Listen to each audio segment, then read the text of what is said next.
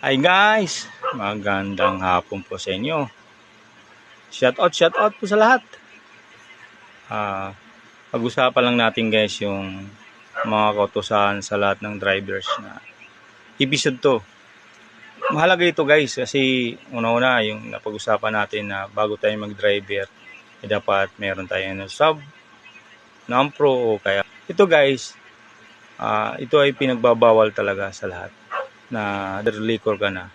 Huwag na po tayo mag-drive kasi ang resulta niyan 100% ay magkaka-aksidente o ma-aksidente ka sa kalsada. Hindi lang ikaw, may madadamay ka pang ibang na drivers na nag-iingat diyan sa kalsada pero ikaw wala ka na sa inyong focus diyan yung pag-drive dahil yung inyong katawan at isipan ay control na ng alak, lalo na yung walang tinitira na pang-uwi kapag ay nakakainom na. Disclaimer guys, di ko po kayo inano. Ang atin lang maging maging professional driver din. Alagaan natin yung binigay sa atin ng LTO na opportunity na magkaroon tayo ng license kasi hindi lahat po nabibigyan yan.